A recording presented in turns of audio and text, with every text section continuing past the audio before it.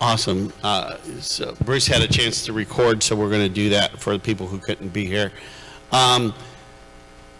So about 5 years ago, 4 years ago, Dan's first Sunday here, quarter of the congregation was gone. We were in the Dominican. We had, 43 of us went, and that was our first multi-generational mission trip. And boy, it was awesome. It went way better than we ever planned. The way that the youth and the adults fit together was just something special. And so we want to do that again. It's kind of like we did it, and then COVID came and took the wind out of our sails.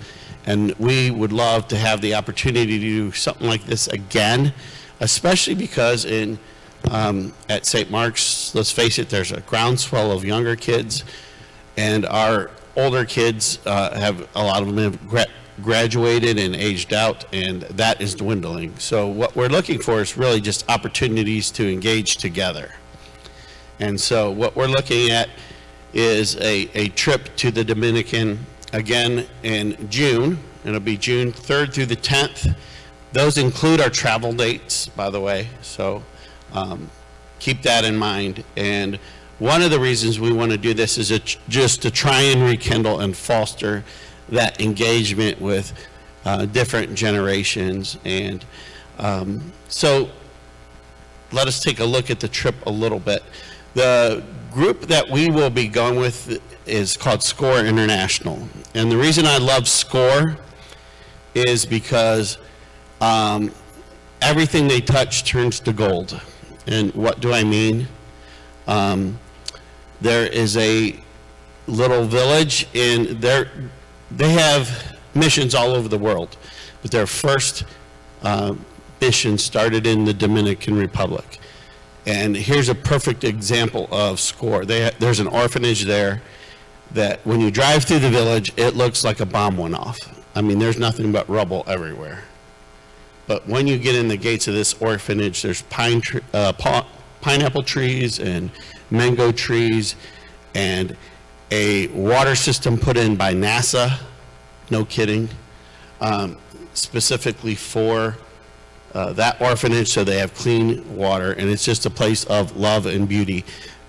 Boca Chica, the town that's in, has the second highest rate of human trafficking in the world. So everything that SCORE does, they do right. And so our objective is to partner with them. They have permanent missionaries, and then they rely on teams like us to come in and support their missionaries. And so first thing you need to know is you will be in comfort. I've done, like I've said before, well over 50 mission trips. The most I'll rough it is sleeping on the floor, right? Which we're not going to do on this trip. The reason being, I've been on those trips where everybody has intestinal issues by Wednesday because the food's so bad you can't take a bath unless it rains and all that stuff. And what happens is everybody's just focused on their misery and not focused on what they're doing. So keeping that in mind, several years ago, SCORE bought an old hotel outside of the Dominican, Santo Domingo, which is the capital, and they totally renovated it. And so it basically is a hotel for missionaries. So you go in, inside it's kind of like bunks and stuff, but though, other than that, you would think you're at a resort. It's got a great pool. It's got a great dining area. They even brought in a chef who won basically the Hell's Kitchen of the Dominican, to cook food. And so it's Americanized Dominican food. Why? Is because we want kids to eat and rest peacefully and all that stuff. And most of all, we want a chance to bond with each other. So we will actually be staying at kind of a resort. SCORE also owns a country club down the road, and it is a literal country club. There's a Dominican baseball player for the Yankees that has a house there. I can't remember who it is, but so everything they do, they kind of do with that in mind. We want our missionaries to be comfortable. We want you to focus on sharing the gospel. Also, the work that I do always tends to be interrelational. It is rarely construction kind of things, because I don't want you to go to somebody's house and build a driveway for them and turn your back on them for 8 hours a day. Instead, I'd rather have you engage them in mission. Bruce, you could go ahead and start that slideshow if you want. No, it doesn't. So I'm going to give you some of the, an idea of some of the things that we've done in the past, because a lot of that we're going to do again. Next. So this is just a few shots of the hotel that we'll be staying at. You want to go next? Next. You can feel free to advance through this series. That's an area where we have chapel every night.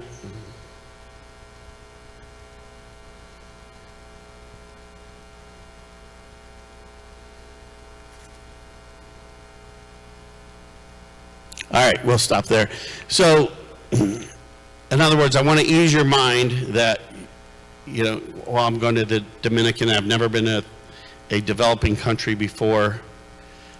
You will be in comfort, and you'll be well taken care of. This is one of the missions that we've worked with in the past that we will be working at. This is actually a school. If you go anywhere in this village, I think we have a couple shots of it. You can advance through these too, Bruce, if you want, just a few at a time. But this is a school that is in a literally shacks. The community is made of shacks. You stand in the living room and you're looking out the back of the shack. And they're so poor they don't have a school system. Well, SCORE works with this particular community to have a private school where kids have uniforms and the full deal. So we will spend time working there. You can go ahead, Bruce. Okay, well, we don't need it, so it'll be fine. A couple of the other places that we, you know, it's been this way all morning, so we're just got to keep adapting. So, and the reality is, you know, pictures can only show you so much. So that's one place that we'll be working, is the Emmanuel House. Next is a place, I think it's in the book if you want to look, but it is an orphanage for kids with special needs. Kids with special needs in a third world country is probably, it's the last thing you want to be. Fortunately, SCORE has worked with this orphanage that literally one day somebody will just show up and drop off a kid, and never to be seen again. They don't know who parents are, they don't know. And so there is an orphanage that SCORE supports that, that cares for these kids. And we had the opportunity, I think we were the first missionaries to go in there. And what we did was actually told the staff, hey, we love you, and we can't believe the love that you pour into these kids every day. We're going to take over for the rest of the day. You have the day off.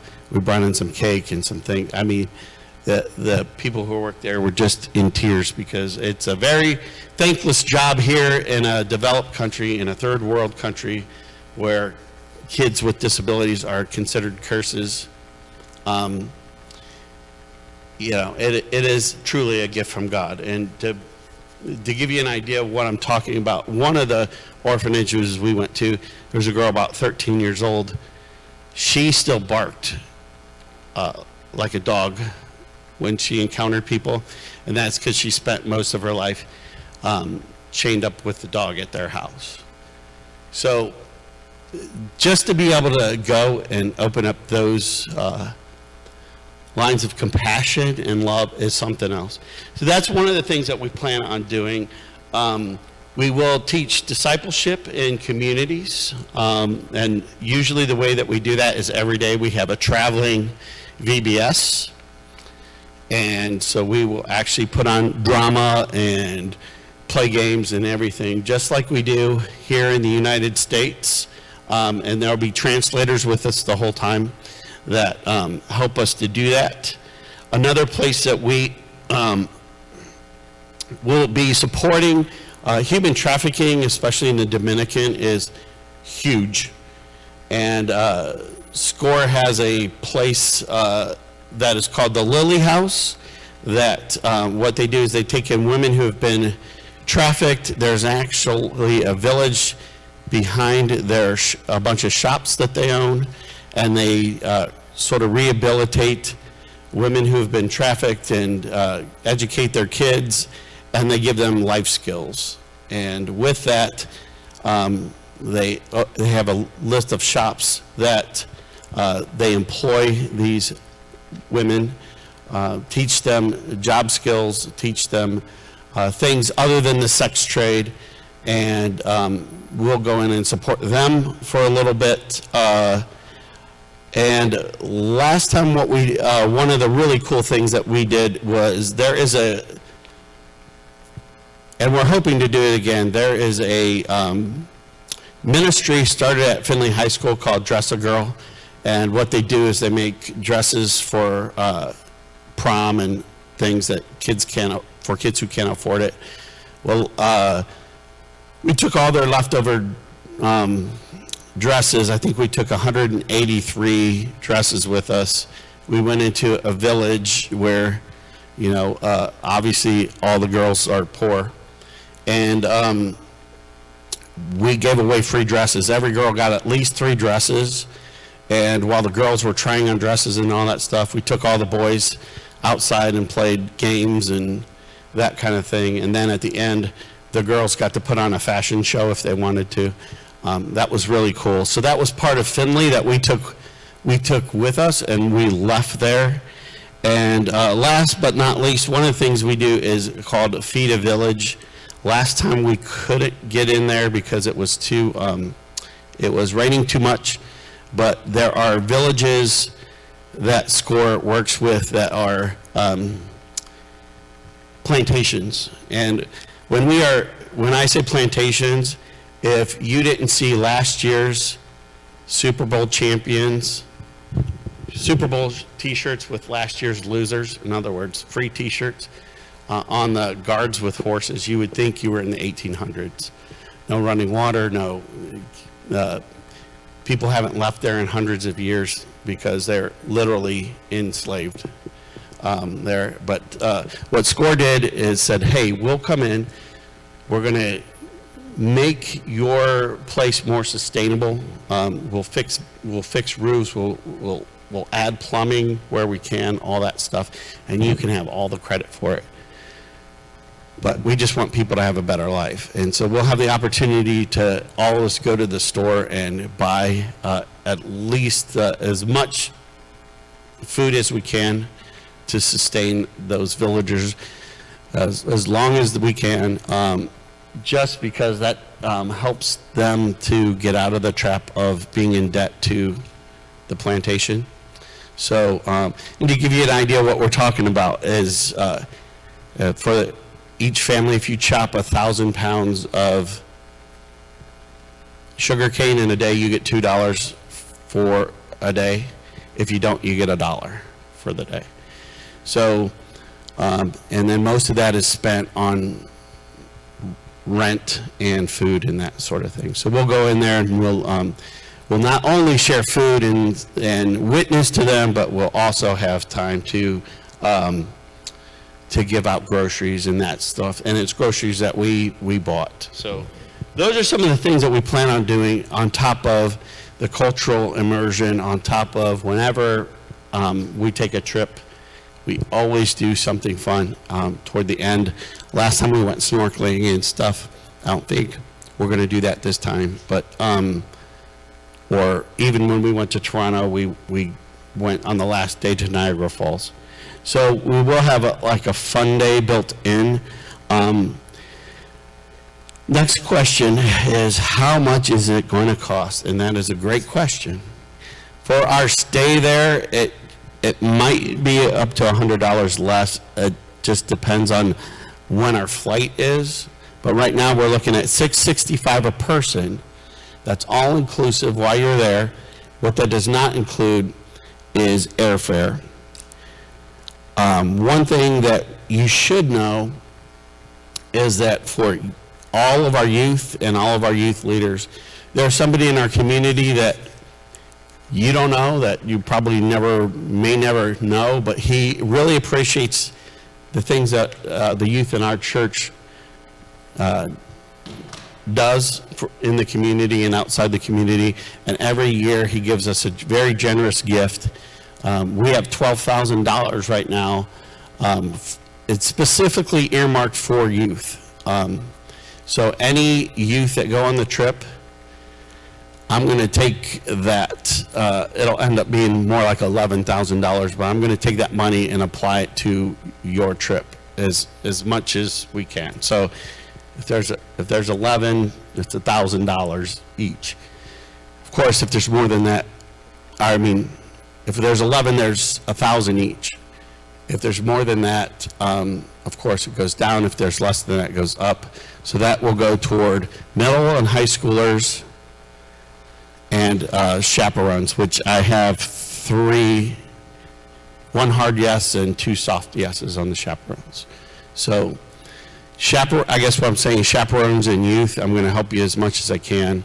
Adults, all I can say is right now it's $665 plus airfare. Last time we went, airfare when I went in November was $300+ round trip.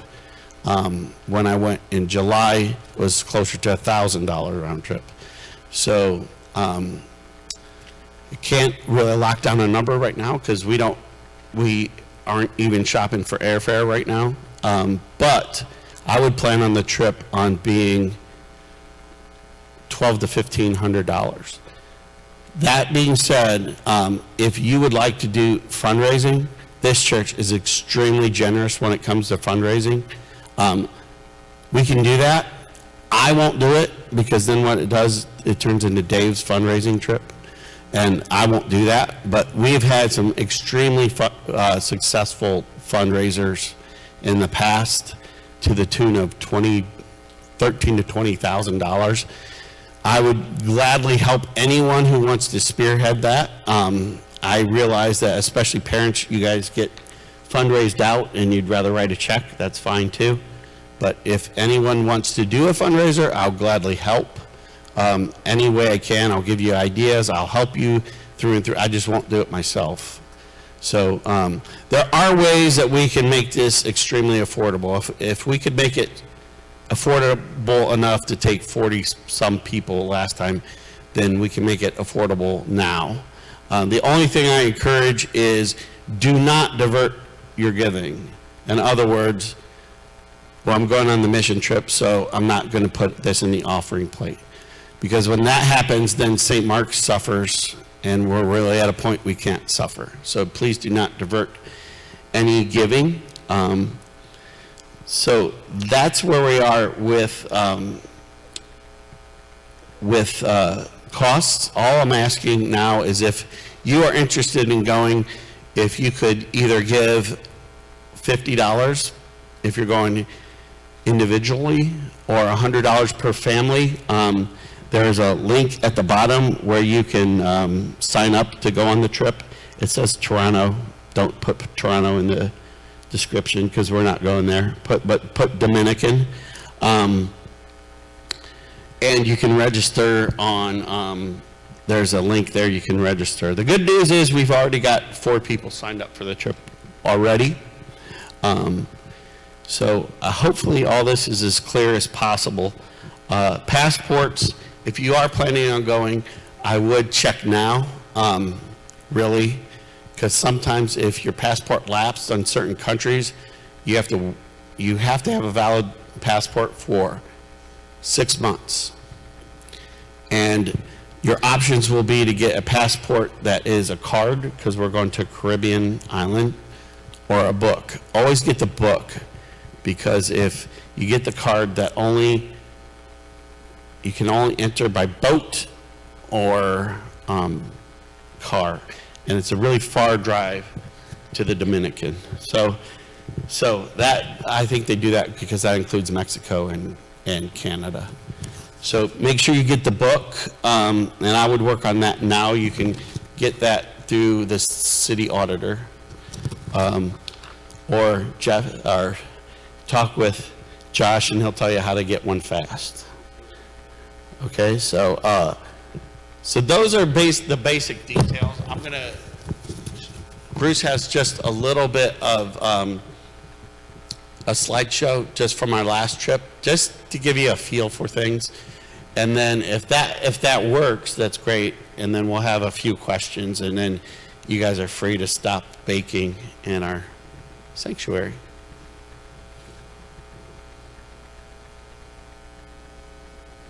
Everybody, Dan Metzger.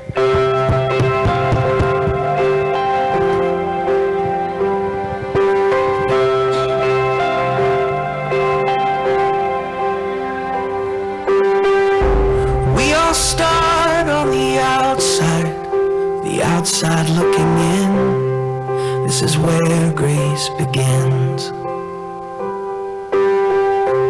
We were hungry, we were thirsty, with nothing left to give, or the shape that we were in. And just when all hope seemed lost,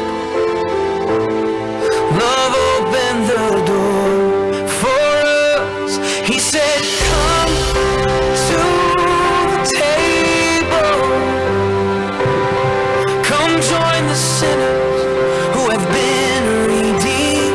Take your place beside the Savior. Sit down and be set free. Come to the table.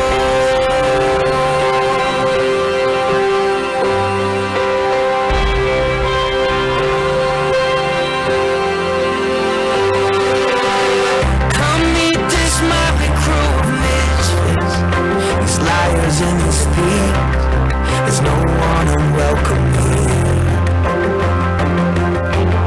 And that sin and shame that you brought with you, you can leave it at the door, and let mercy draw you near. So come to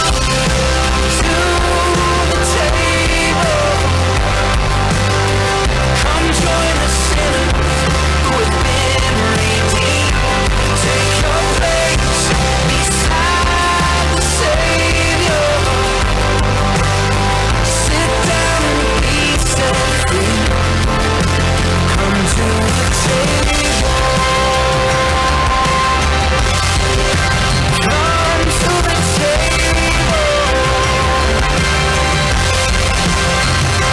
To the thief and to the doubter, to the hero and the coward, to the prisoner and the soldier, to the young and to the older, all who hunger, all who thirst, all the last and all the first, all the paupers and the princes, all who fail, you've been forgiven, all who dream and all who suffer, all who loved and lost another, all the chained and all the free, all who follow, all who lead, anyone who's been left out, all the lost who have been found, all who've been labeled right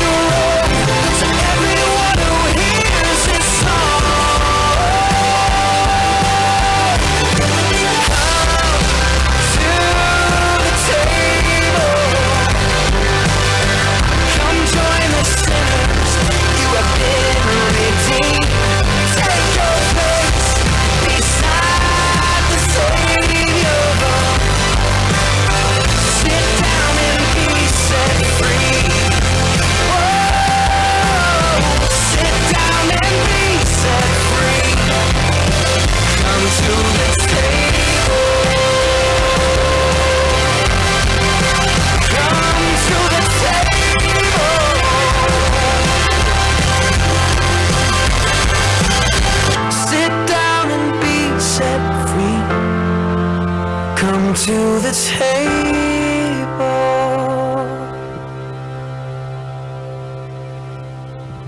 before we get into questions, let me just say, I've been between my 9 years working with youth through the YMCA and 20 some years working here. It wouldn't probably be way out of line for me to say 1,000-ish kids. I mean, hundreds of kids and adults I've taken everywhere you can think of, from Cleveland, Ohio to arguably the worst community in the entire United States.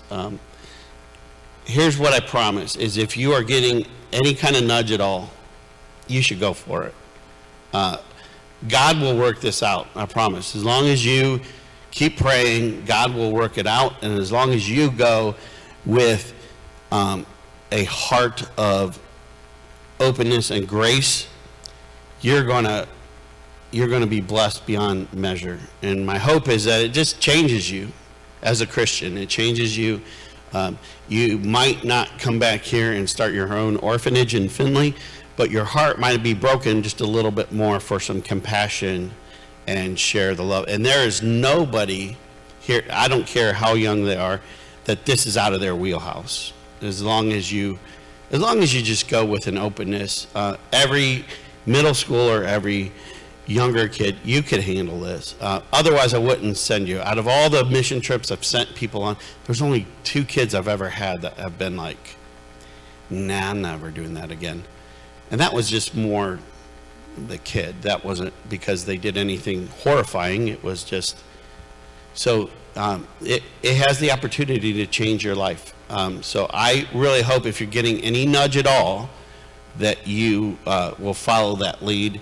I can pretty confidently say that we have at least 12 people who are going to go so far and counting. So I would love to make this a thing where, we have a huge portion of our congregation go again, just so that we can bring that love and that fellowship back here and sort of relaunch our church. It's been tough since COVID.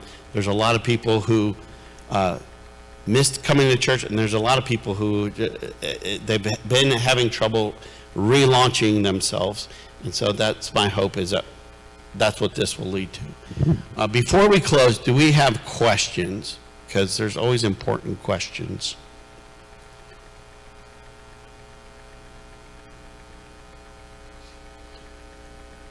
Okay, then I'm going to leave it at this. If you are inspired to go at all, please go to the website. It's on there, and register. And somewhere, I'm not going to put a pressure on you, somewhere in the next few weeks, register and then send in some kind of deposit. I don't care what it is. We will work it out. And then I'll probably close off the trip after the first of the year, because at that point, we really have to start buying airfare, and we really need to start locking in money and that kind of thing. What I'm going to say is, any money that you give for this trip, though, it's spent. So there is no refund. We're investing on your behalf, so it's already spent. And again, let me remind you, just so I don't get in trouble, please don't divert funds from the offering plate, but we will work this out. And if any of the adults, if anybody who's watching, if you want to do any kind of fundraisers, great. But wintertime is the time to strike. Wintertime and spring. So get with me, and I would be glad to help you and back you and create a team, and we can pull off any kind of fundraisers to make this as affordable as possible. So if there's no other questions, we're going to pray, and then you guys can feel free to sit here and roast or do whatever you're doing. Father God, again, you're good, and we thank you for just the spirit that you poured out here. Again, we hope that you are giving some nudges, and that those who are getting a nudge and a wink from you right now, that they have the courage, the boldness, and the daring to step out in faith. Because, Lord, as you show us every time and time again, when you step out in faith, really good things happen. And so we're counting on your goodness, Lord. And we believe in you and we trust you, and so we will have courage. So we ask, Lord, that you bless our plans, make them plans that you have, plans of your heart, and just make us ministers that unfold those plans. We love you, Lord. Amen.